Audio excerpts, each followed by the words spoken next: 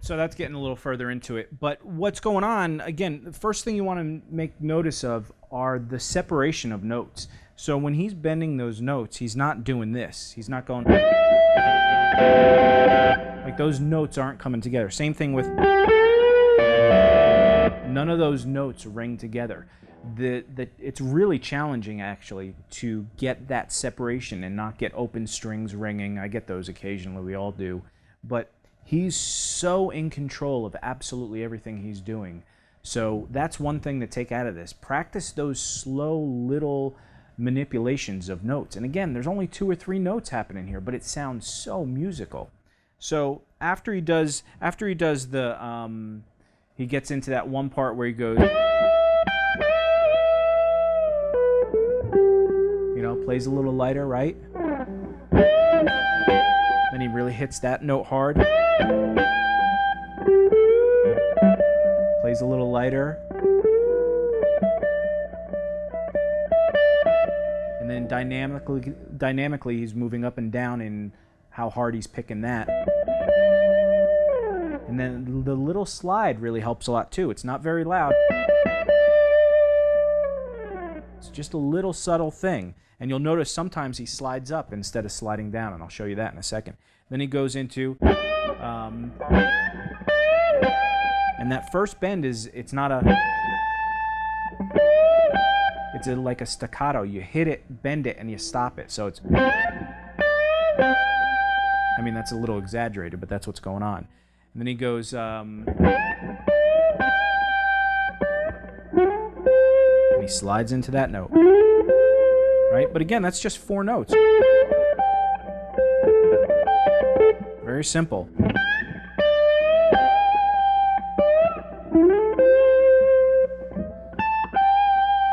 He's always adding a little bit of vibrato.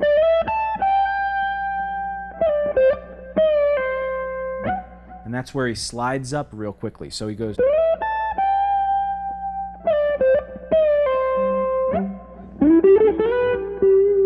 Again, in that phrase right there, if he played it normal, it would sound fine, but with the slides, it just sounds a little cooler. Then he gets into this thing where he plays really, really lightly, and there's one note that I can't tell because the keyboard player is playing a certain thing, so I can't tell which note he's playing, but he goes...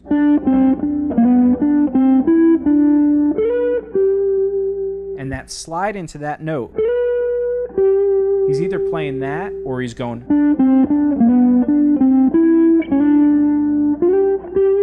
doing a unison note. So it's either this note or that note. Now, I'll just walk through that phrase real quick because it's a really cool, subtle thing. So he's going the 12th fret of the D string. He goes 12th fret D string, 15th fret of the A string. And then he slides into the 14th fret of the A string. So instead of playing, he goes, there's that little slide that adds a little flavor. Then you go back up to the 12th fret of the D string. Now he's just doing a little sequence.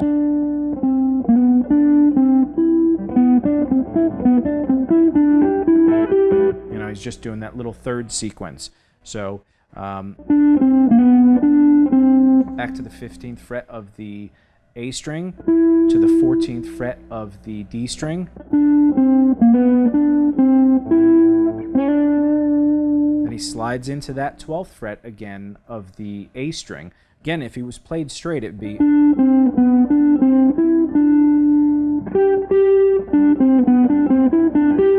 But he's adding all these little slides. And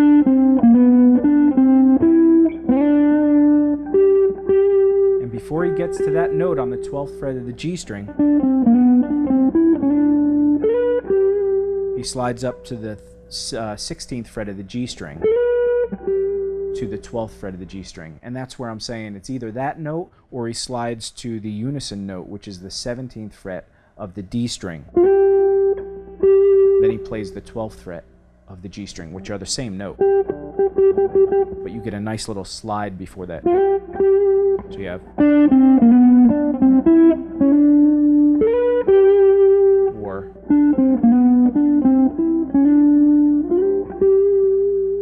But again, it's very light and subtle and dynamic, and all those little slides, there's only 4 or 5 notes there, right? You're not doing anything terrifying, but it just is so cool. And it outlines the chord really nicely. And again, that's something we, for the note for note that we'll dive into if we do that. All right, so then he gets into this really cool thing where he leads into the 5 chord. And again, all these things, it's really important where he chooses to play certain things. In front of the beat, behind the beat, leading into a certain chord. And this is one of those circumstances where, again, he just takes a very simple scale, which if you played it anywhere else, it would just sound a little bland. But the way it's leading into the notes that he chooses to pick when the 5 chord hits, and that's what's going on. So basically it's going from that to the 1 chord. Then when it's going to that 5 chord,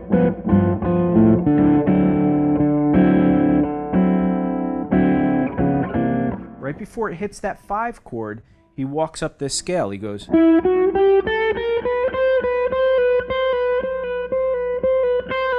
Then dynamically, he's playing on that little. At first, he's picking the notes, then he's pulling them off. But he walks up. He goes. And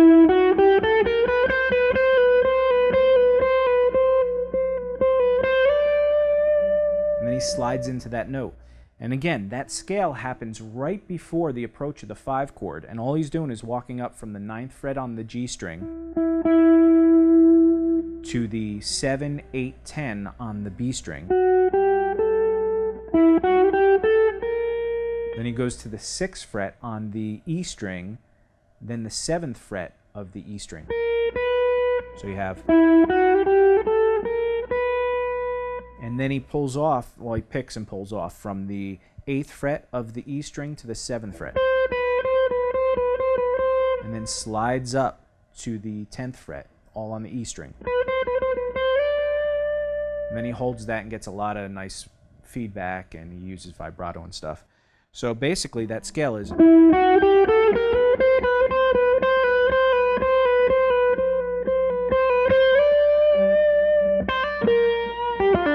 Then he goes into one of my favorite phrases, which I'll show you a little of that. But this scale, again, is very simple. We're not going to talk theory or anything. But when it approaches that 5 chord,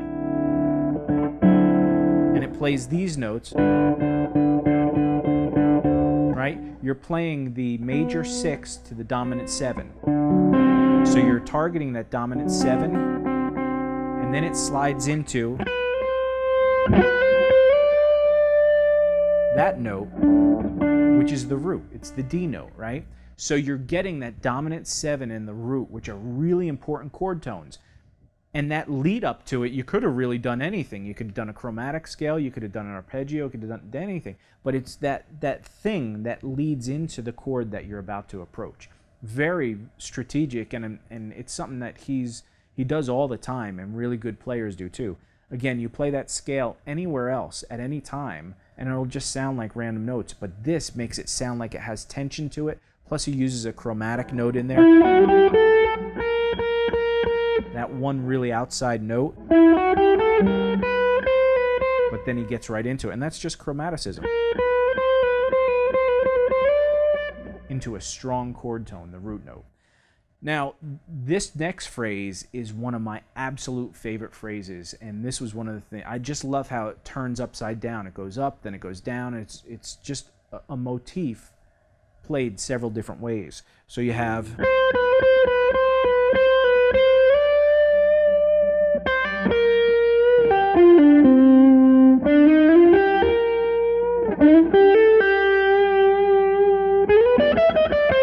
And he gets into, again, walking down a scale with some chromatic notes. But that phrase, again, we're not going to do the note for note. If you guys want that, let me know. But the cool part about that phrase is watch how it turns around. It's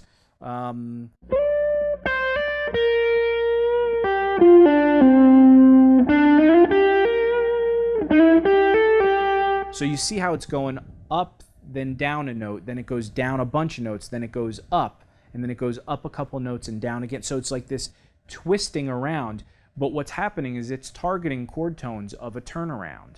And it just sounds amazing. And again, that one note, he does a little bit of, he sits on it, but he does a little bend at the very end. So he goes,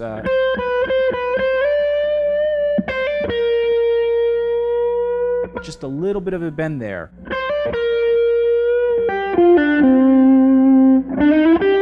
And then again, he gets that little slide. Instead of just going, he gets a slide, which makes it just sound so much tastier. He bends that up again there. And then he ends on a very strong tone.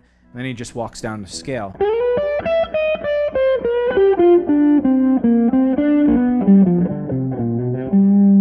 And all that is it's a pentatonic scale, basically. G minor pentatonic with some chromatic notes at the beginning. A little bend there.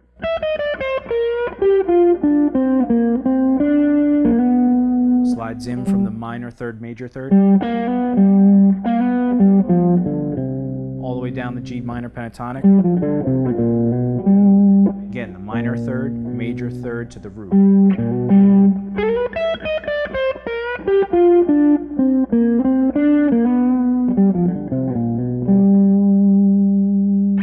And that's it. So those little phrases, I mean, that's only the very beginning section of this, right?